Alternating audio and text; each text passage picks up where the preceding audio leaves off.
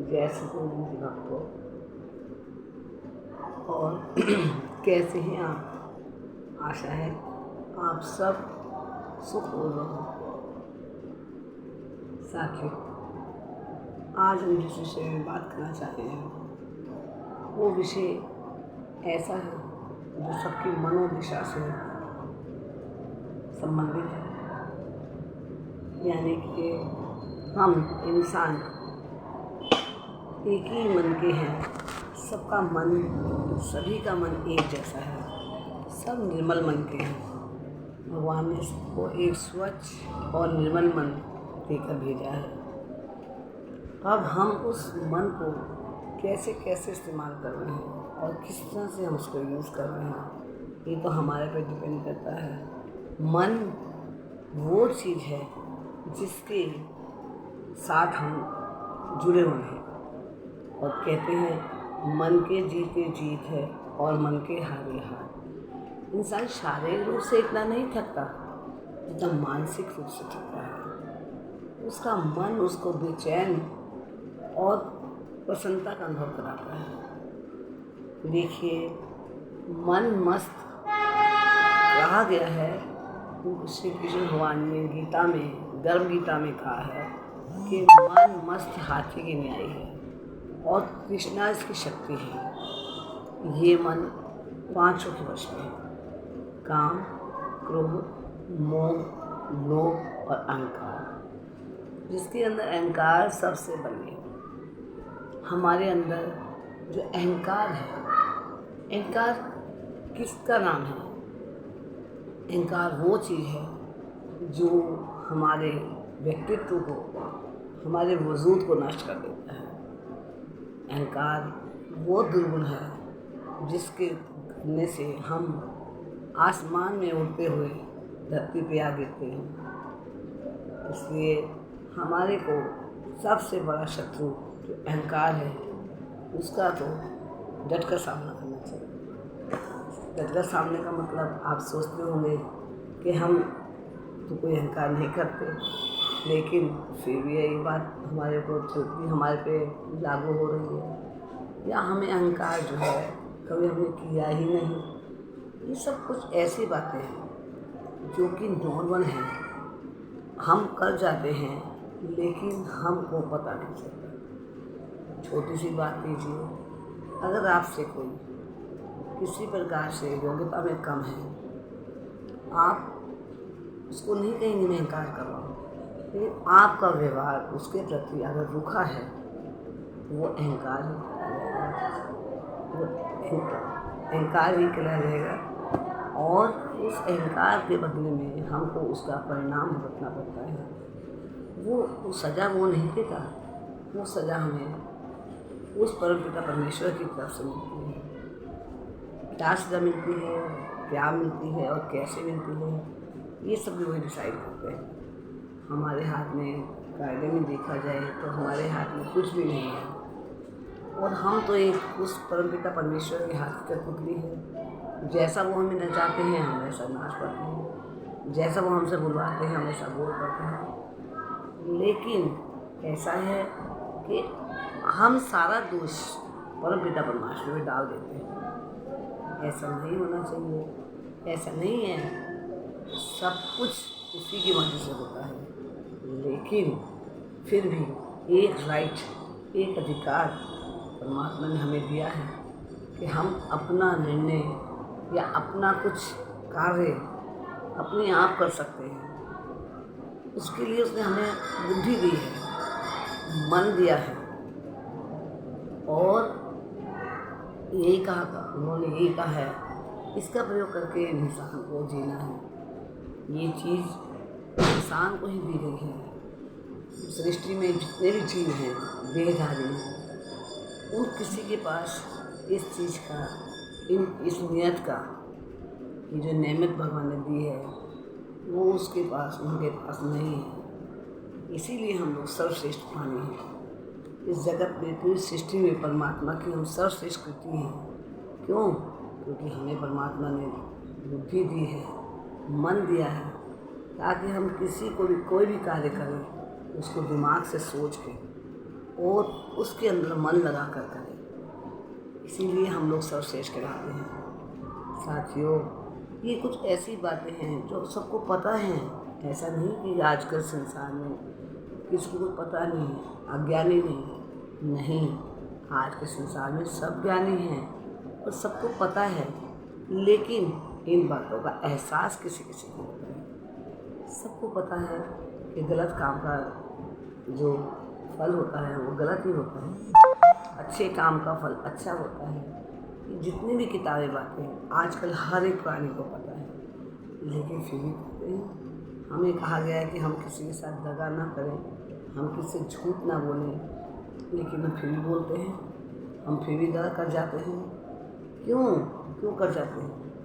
क्योंकि हम अपने को इम्पोर्टेंस देते हैं, अपने काम को इम्पोर्टेंस देते हैं, अपनी जीविकार्जन करने के लिए हम पता नहीं क्या क्या हम कर जाते हैं और हमें उसका कुछ एहसास भी नहीं होता। लेकिन साथियों, हम यही कहते हैं कि कृष्ण भगवान ने भी कहा है कि जो झूठ अगर आपके अच्छे कार्य के लिए, आप किसी के भले के लिए अगर आप बोलते हैं तो वो झूठ नहीं कहलाता, वो झूठ सच से भी ऊपर होता है। ऐसा तो सभी ने कहा है, हमारे धरती में जो महापुरुष हुए हैं उन्होंने भी कहा है कि सत्य बोलिए और झूठ को आप पीछे रखिए।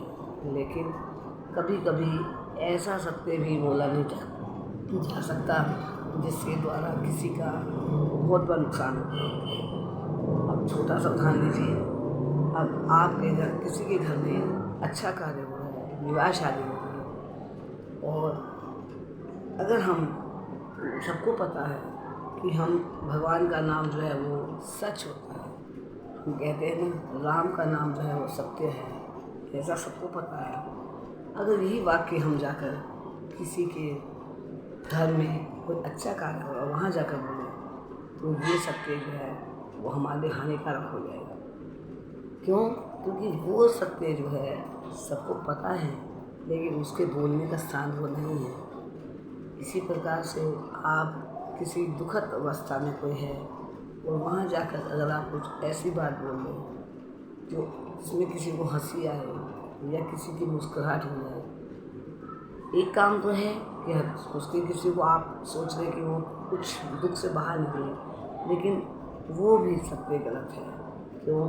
क्योंकि वहाँ पर उस समय नहीं है वो बात करने का, ना ही ऐसा वहाँ पर माहौल उस समय का है कि हम वहाँ पर ऐसी बात करें कि किसी को हंसी आ जाए या किसी के चेहरे मुस्कुराहट हो। तो हमारे कहने का मतलब ये है साथियों कि हम ये सब जो बातें हैं ये तो हमारे बस में है ना, ये तो हम कर सकते हैं ना कि हम अपने दिमाग का प्रयोग करके, दिल का दिमाग प्रयोग करके हम किसी को हंसा सकते हैं, किसी को रुला सकते हैं, किसी का कार्य बना सकते हैं और किसी का बिगाड़ सकते हैं। यही मन की परिभाषा है। दूसरी बात, मन जो है वो इस तरह का है कि वो कभी अच्छे कार्य के लिए बहुत जल्दी तैयार नहीं होता। कि कहा नहीं गया है कि मन मस्त हाथी की नहीं, मस्त मैंने मद हाथी, जो बिल्कुल एकदम मस्त है, उसको कुछ पता ही नहीं है, दुनिया से बेखबर, यानी कुछ भी करेगा, कहीं भी जाएगा तो ये हाथी के जैसा है, उसका दिमाग मन का हाथी के जैसा है। यानी कि उसको वश में करने का लिए बहुत मुश्किल होता है उसके समय। तो हाथी को वश में करने के लिए महावत उसके सर पे कुंडा मार रहा है, तब जाके उसको कहीं ध्यान आता है। हमारे पास मन ही ये है जो मस्त हाथी का है। हाथी मस्त की जैसे जो मस्त हाथी की गति होती है उसी तरह की गति हमारे मन की होती है। एक मिनट में चटपटाता है, एक मिनट में कहीं भाग जाता है, एक मिनट में निराश रहता है। किसी ने कुछ कह दिया तो तारीफ़ कर दी तो खुश हो गया, फिर दुख दे दिया, किसी ने कुछ वैसे कोई गलत बातें कह दिया तो निराश हो गया, कभी उड़ान भरने लग जाता है, कभी मायूस हो जाता है। तो ये एकदम फ्री मन है। लेकिन साथियों, ज़िंदगी में तो ऐसे नहीं चलता। इस मन को तो काबू में रखना ही पड़ेगा ना। जब तक आपका मन काबू में नहीं होगा, आप अपना जीवन कैसे व्यतीत कर सकते हैं? आप सरलता से कैसे अपने आप को जीवन प्रदान कर सकते हैं? क्योंकि हमें जीने के लिए कुछ बातों को अपने मन से कह के उसको समझा कर रखना पड़ता है, ताकि हमारे शरीर के जो अन्य अंग हैं वो कार्यरत हो सके। और कुछ ऐसी बातें हैं कि उसको हमें झंझोड़ना भी पड़ता है, छिटकारना भी पड़ता है, फटकारना भी पड़ता है कि मन ऐसे तुम्हें नहीं करना है, ताकि हम अपने को प्रसन्न कर सकें। ये कार्य हमारे अपने हैं साथियों, ये हम अपने के लिए कर रहे हैं। अपने मन को वश में कर रहे हैं, अपने लिए कर रहे हैं, किसी के लिए नहीं कर रहे। तो यहाँ पर हमें भगवान ने राइट दिया है कि तुम अपने दिमाग और दिल दोनों से मिलकर कार्य करो, उसमें वो आपका साथ देंगे। ऐसा नहीं कि आप ये कार्य आप कर रहे हैं और परमात्मा नहीं देख रहे हैं। बिल्कुल परमात्मा का पूरा ही इसके अंदर ध्यान है। अगर हम किसी गलत कार्य करने जाते हैं और हमारे अपने मन को हम कहेंगे कि ये कार्य नहीं करना है, लेकिन फिर भी होता है, और कभी कभी तो हम अपने आप को हम रोकेंगे तो मन रुकेगा। और कभी मन हमारा इतना व्यथित हो जाता है, हम गृहस्थी हैं, गृहस्थ में 100 कार्य होते हैं, 100 बातें होती हैं और हम विचलित हो जाते हैं। तब भी आपको मन में काबू में रखना है, मन को समझाना है कि मन ऐसे मत करो।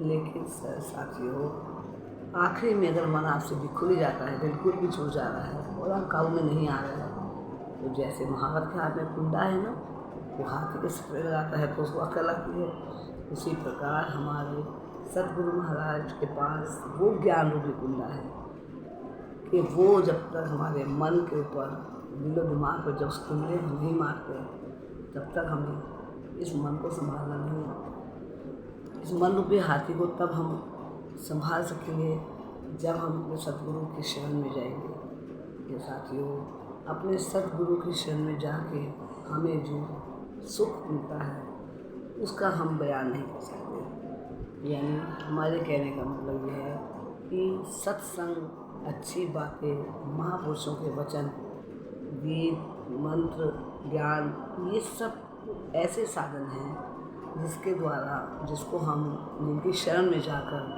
हम अपने मन को काबू में कर सकते हैं, अपने मन को संभाल सकते हैं और हम अपने अनुरूप उस मन को चला सकते हैं। साथियों, बहुत मुश्किल कार्य नहीं है, इतना तो हम करते ही हैं ना।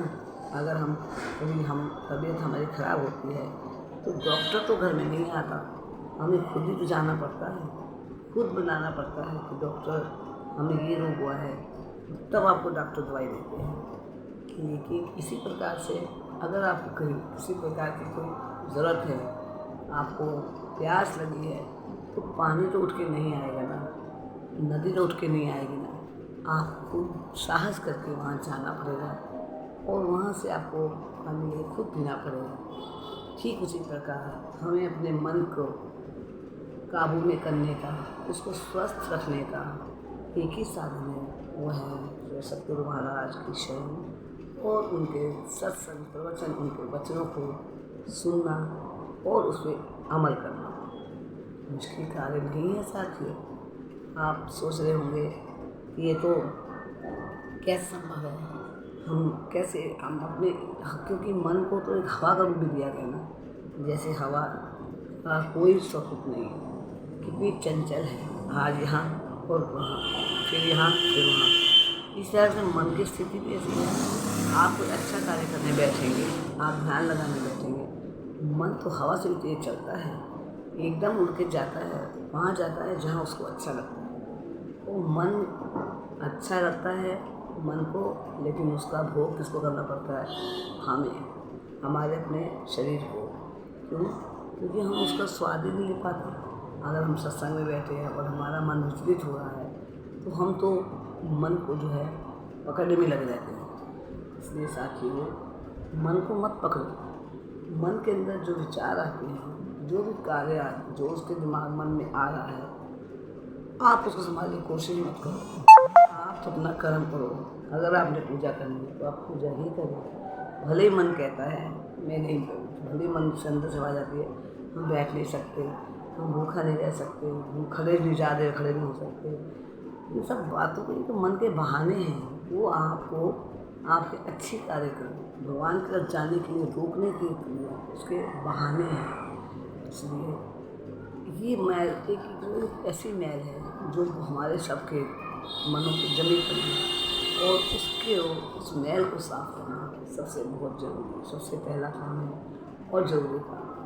साथियों, उस मन की मैल को हम ज्ञान रूपी, सत्संग रूपी साबुन से धोएंगे, वो मैल हमारी बहुत जल्दी साफ होगी, और हमें अपने मन के अंदर जो साफ मिरर है, जो साफ दर्पण है, उसमें अपना स्वरूप दिखाई देगा, और वही स्वरूप हमारा परमात्मा का स्वरूप है। वो भगवान, वो परम पिता परमेश्वर जिसको हम बाहर ढूंढने जाते हैं, वो हमारे आत्मा के अंदर ही है, हमारे मन के अंदर ही है, और पूरी बाहें खोल के बैठा है भगवान। ये परम पिता परमेश्वर कहते हैं, तुम आओ, मैं तुम्हें गले लगाने के लिए बैठा हूँ, और मेरे द्वार खुले हैं दिन में भी और रात में भी, तुम कभी भी आओ, तुम्हारे लिए खुला है दरबार, मैं तुम्हें आलिंगन करने के लिए बेचैन हूँ। इसलिए साथियों, मन का ध्यान करो,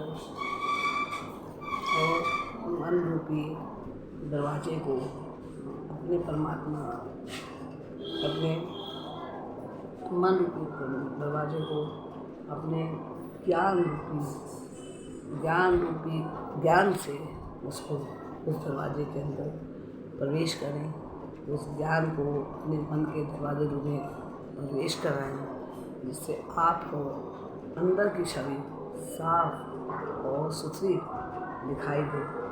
परम पिता परमेश्वर के इस नेमत को जो उन्होंने बख्शी है, उसको आप इंजॉय करें, उसको आप मनन करें, उसको आप पूरी तरह से, हम तो कहते हैं, उपयोग में लाएं, और अपने जीवन को इन ज्ञान रूपी बातों को समझते हुए और अपने मन को समझाते हुए, उसको जोड़ते हुए उसको अपने लायक बनाएं।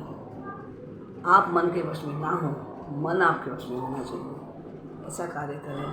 और साथियों, एकदम तो देखो कोई भी काम संभव नहीं है। हम ये तो नहीं कहते कि आज आप बैठेंगे पूजा में, या आप कल बैठेंगे तो आपका मन आपके हाथ में आ जाएगा, ऐसा हम बिल्कुल नहीं कहते हैं, क्योंकि ऐसा संभव ही नहीं है कि एकदम किसी कार्य को, जो एक व्यक्ति शुरू से अगर उसको पूरी खाने की आदत है, तो आप उसको सोचें कि मैं एकदम उसको फल खाना सिखा रही हूँ, तो ज़रूरी ऐसा तो एकदम नहीं होगा ना।